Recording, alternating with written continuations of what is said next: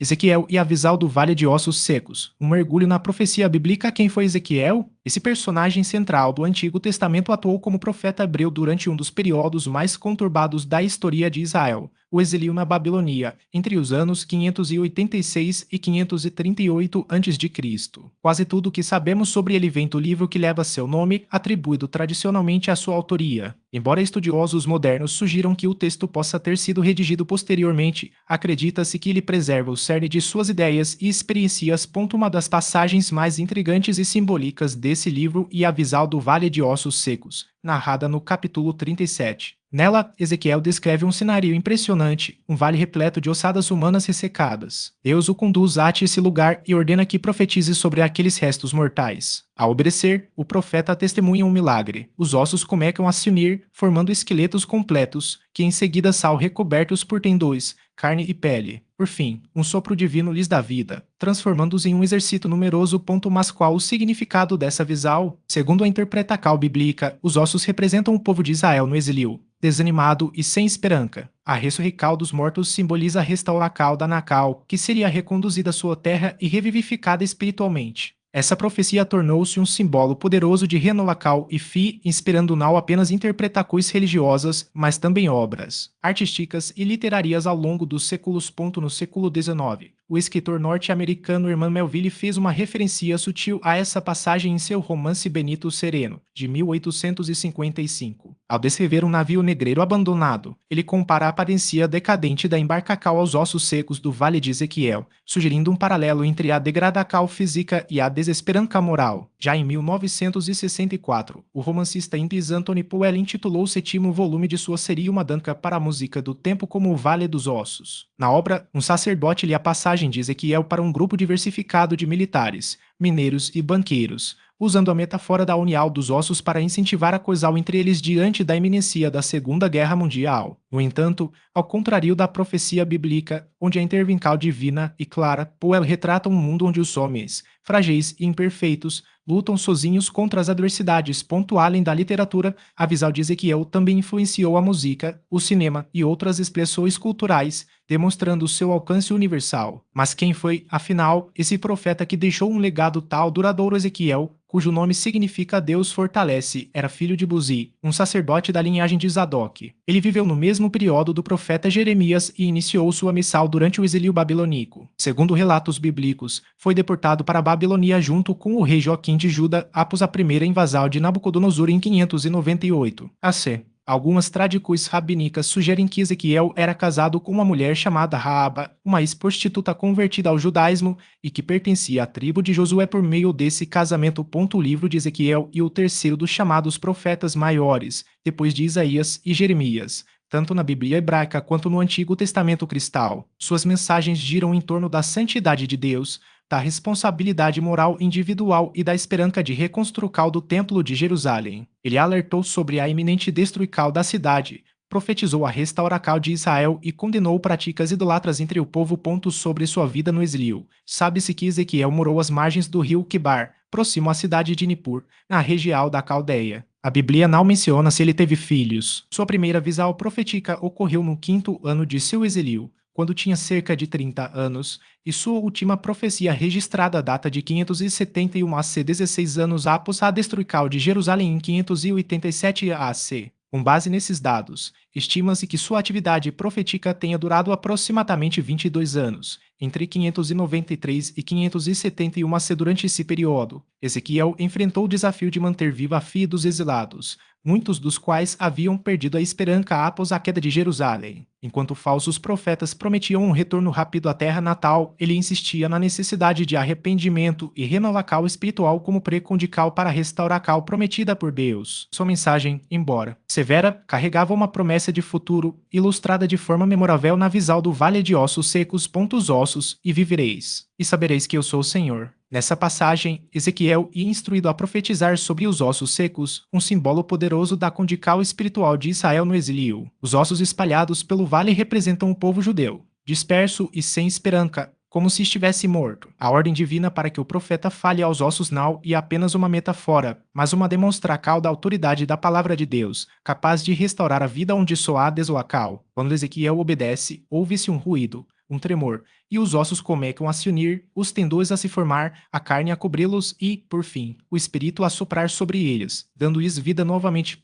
Essa visão não se limita a uma promessa de restauração física, mas aponta para uma renovação espiritual profunda. Deus não apenas reuniria os exilados de volta à sua terra, mas também lhes daria um novo coração e um novo espírito, como prometido em outras passagens do livro. O Vale de Ossos Secos, portanto, e uma imagem da graça divina que transcende a mera sobrevivência, oferecendo uma transformação radical, de uma nação espiritualmente morta para um povo revivificado pela presença de Deus. Outro aspecto marcante do livro e a ênfase na responsabilidade individual, em contraste com a teologia tradicional, que muitas vezes enfatizava a culpa coletiva. Ezequiel introduz a ideia de que cada pessoa é responsável por seus próprios atos. No capítulo 18, por exemplo, o profeta deixa claro que o filho não carregará a iniquidade do pai, nem o pai a do filho. A alma que pecar, essa morrerá. Essa mensagem era revolucionária para a época, pois desafiava a noção de que o sofrimento de Israel era apenas consequência dos pecados das gerações passadas. Em vez disso, Ezequiel convida cada indivíduo a se arrepender e buscar uma vida de retidão, independentemente do que outros tenham feito. A visão do templo restaurado, que ocupa os últimos capítulos do livro, e outro ponto central. Ezequiel descreve em detalhes minuciosos a reconstrução do santuário, suas medidas, suas portas e até mesmo a distribuição das tribos ao redor dele. Essa descrição não é apenas arquitetônica, mas teológica. O templo simboliza a presença permanente de Deus no meio do seu povo. A água que flui do santuário, tornando férteis as terras ao redor, representa a bênção divina que se estende a todas as nações. Essa visão final reforça a esperança de que, apesar das derrotas e do exílio, Deus não abandonou seu povo e, um dia, restauraria plenamente sua aliança com Israel. O livro de Ezequiel, com suas imagens vividas e mensagens contundentes, continua a ser uma fonte de inspiração e reflexão. Suas profecias sobre julgamento e restauração, responsabilidade individual e a fidelidade de Deus oferecem-lhe coisas temporais sobre a relação entre o divino e o humano. Mais do que um registro histórico, o texto é um convite à transformação, mostrando que, mesmo nos momentos de maior desespero, a palavra de Deus tem o poder de trazer vida onde só há morte inabalável. Senhor Deus, só tu sabes. Essa resposta não é uma dúvida, mas um reconhecimento humilde de que, mesmo diante do impossível, a palavra divina tem o poder de transformar. Deus, então, ordena ao profeta que profetize sobre os ossos secos, e Ezequiel obedece, pronunciando as palavras que trariam vida onde só havia morte. O som de um estrondo ecoa pelo vale, e os ossos começam a se mover, unindo-se uns aos outros com precisão, como se guiados por uma mão invisível. Tendões se formam, carne recobre os esqueletos, e a cena, antes desoladora, se enche de corpos completos, porém, ainda sem vida. E nesse momento que Deus revela a Ezequiel o verdadeiro significado da visão. Não basta restaurar a cal física, e necessário o sopro do Espírito. Profetiza o Espírito, filho do homem, ordena o Senhor, e diz: assim diz o Senhor Deus, vem dos quatro ventos, o Espírito, e assopra sobre estes mortos, para que vivam. Ezequiel obedece, e o Espírito de Deus entra naqueles corpos, que se erguem como um exército imenso, cheio de vigor. A imagem é poderosa. A vida não vem da mera reconstrução material, mas da cal direta de Deus, que sopra sobre o que estava morto e o faz reviver. O Senhor, então, explica a Ezequiel que aqueles ossos representam a casa de Israel. O povo, exilado e desanimado, havia perdido toda a esperança, dizendo: nossos ossos se secaram, nossa esperança pereceu, estamos de todo destruídos. Anacal, outrora prospera, agora jazia como um vale de esqueletos, sem perspectiva de futuro. Mas Deus não os abandonara. Sua promessa era clara: eis que abrirei os vossos sepulcros, e vos farei subir das vossas sepulturas, o povo meu, e vos trarei a terra de Israel. Mais do que um retorno físico, Deus prometia uma restauração espiritual, colocando seu espírito dentro deles para que vivessem verdadeiramente. Essa visão não era apenas sobre o exílio babilônico, mas sobre a capacidade de Deus de reverter a ti mesmo as situações mais desesperadoras. O povo de Israel havia se afastado dos caminhos do Senhor, adorando ídolos e desobedecendo a sua lei. Como consequência, enfrentaram a destruição de Jerusalém, a perda do templo e o cativeiro em terras estrangeiras. No entanto, mesmo em meio ao castigo, Deus não os esqueceu. Quando reconheceram seus erros e clamaram por misericórdia, ele respondeu com uma promessa de restauração. Nos versículos seguintes, Deus dá a Ezequiel uma instrução simbólica. tomar 2 pedaços de madeira e escrever neles os nomes de Juda e de José e Efraim, representando as 2 casas de Israel, o reino do sul e o reino do norte, divididos a séculos. Ao unir esses 2 pedaços em suas mãos, Ezequiel demonstrava a futura reconciliação do povo. Quando os israelitas perguntassem o significado daquele gesto, ele deveria responder: assim diz o Senhor Deus. Eis que tomarei o pau de José, que está na mão de Efraim, e as tribos de Israel, suas companheiras, e os ajuntarei ao pau de Juda, e farei deles um só pau, e será um só na minha mão. Essa união não era apenas política, mas espiritual. Deus prometia purificar seu povo, livrando da idolatria e das rebeliões do passado. Nunca mais será o 2 nações, nem de modo algum se dividirá em 2 reinos, declarava o Senhor. Não se contaminará mais com os seus ídolos, nem com as suas abominações, nem com as suas transgressões. Eu os livrarei de todas as suas apostasias com que pecaram e os purificarei. Assim, ele será o meu povo, e eu serei o seu Deus. A restauração não seria apenas um retorno à terra, mas uma renovação do coração, uma aliança eterna de fidelidade. O capítulo culmina com uma promessa ainda mais grandiosa, a de um rei justo, descendente de Davi, que governaria para sempre sobre um povo unido e santo. O meu servo Davi será rei sobre eles, diz o Senhor, e todos eles terão um só pastor, andará nos meus juízos e guardará os meus estatutos, e os cumprirá. Essa promessa não se limitava ao retorno do exílio, mas apontava para um futuro messiânico, onde Deus estabeleceria seu santuário no meio do povo, habitando com eles para sempre. Farei com eles uma aliança de paz, será uma aliança perpétua, assegurava o Senhor. Estabelecerei o meu santuário no meio deles para sempre, e o meu tabernáculo estará com eles. Eu serei o seu Deus, e ele será o meu povo.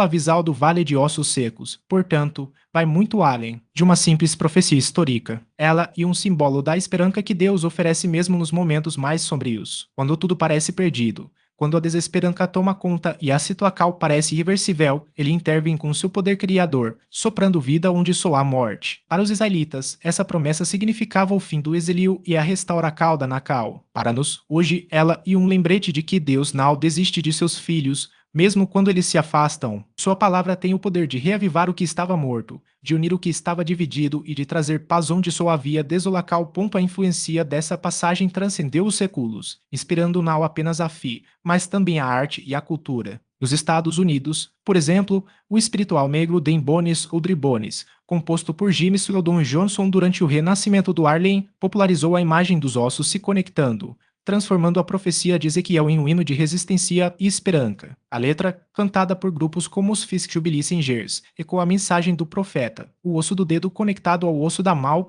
o osso da mão conectado ao osso do braço agora ou com a palavra do Senhor. A canção, com sua melodia cativante, tornou-se um símbolo de renovação, lembrando que, mesmo nas situações mais difíceis, Deus tem o poder de trazer vida. Mas para além da música, a visão de Ezequiel nos convida a uma reflexão profunda. Quantas vezes, em nossas vidas, nos sentimos como aqueles ossos secos, sem força, sem esperança, sem perspectiva? Quantas vezes acreditamos que certas situações são irreversíveis, que certos erros não têm perdão, que certas feridas não podem ser curadas? A mensagem de Ezequiel é clara: Deus não vê limites onde nos vemos impossibilidades. Ele não se contenta com a mera sobrevivência, ele deseja restaurar, renovar e dar vida em abundância. O Vale de Ossos Secos não é apenas uma história do passado, e uma promessa para o presente, um lembrete de que, mesmo quando tudo parece perdido, Deus ainda está no controle. Ezequiel responde com fina balavel: os ossos viverão. Ele não hesita, não questiona a possibilidade, não pede provas. Sua resposta é um ato de confiança absoluta na palavra de Deus. Alguns estudiosos sugerem que essa pergunta inicial do Senhor ao profeta foi, na verdade, um teste, uma forma de medir a disposição de Ezequiel em crer no impossível. Mas o texto não nos dá detalhes sobre a reação do profeta além de sua resposta. O que importa é que, diante da dúvida ou da certeza, Deus não perde tempo. Ele ordena imediatamente que Ezequiel profetize sobre os ossos. O profeta obedece. E, no momento em que sua voz ecoa sobre aquele vale de morte, algo extraordinário acontece. Os ossos começam a se mover, a se juntar, a se revestir de tendões, carne e pele. Mas, apesar da transformação visível, ainda não há vida. Os corpos estão completos, porém inertes, como marionetes sem fio. E então que Deus dá uma segunda ordem. Ezequiel deve profetizar, novamente, mas agora sobre o folego, sobre o sopro que vira dos 4 ventos para encher aqueles corpos de vida. A imagem é poderosa. Os 4 ventos na tradical bíblica representam os pontos cardeais, a totalidade do universo. Now e um sopro qualquer, e o próprio Espírito de Deus, vindo de todos os cantos da criacal, para trazer movimento onde havia paralisia, calor onde havia frio, esperança onde havia desespero. E, no instante em que o profeta fala, o milagre se completa, os corpos se levantam, transformam-se em um exercício imenso, vivo e vibrante. Mas a visão não termina aí. Há um terceiro ato, tão essencial quanto os anteriores. Deus não apenas ressuscita os mortos, ele vos reúne como povo, aqueles ossos secos, espalhados e esquecidos. Não são indivíduos isolados, são as tribos de Israel, o povo escolhido, agora restaurado em sua identidade e propósito. E significativo que essa mensagem de restauração tenha sido entregue justamente no exílio, através de um profeta que também vivia longe de sua terra. Deus não espera que as circunstâncias sejam favoráveis para agir. Ele fala no deserto, na escravidão, na dispersão e ali, no lugar da aparente derrota, que a promessa se cumpre. A história do Vale de Ossos Secos não é apenas um relato antigo, e um espelho que reflete nossas próprias lutas, os sonhos que pareciam mortos, os relacionamentos que julgávamos irrecuperáveis, as esperanças que enterramos por achar que era tarde demais. Deus não se contenta em nos deixar como ossos organizados, ele quer soprar vida nova em cada área da nossa existência. E, assim como fez com Israel, ele nos chama a reconhecer sua obra, mesmo quando tudo ao redor parece desolado. Que essa mensagem ecoe-nos hoje, não importa qual seco esteja o vale em que nos encontramos. O mesmo Deus que transformou ossos em exercício está pronto para agir em nossa história. Basta que, como Ezequiel, estejamos dispostos a crer e a profetizar sobre o que ainda não se vê.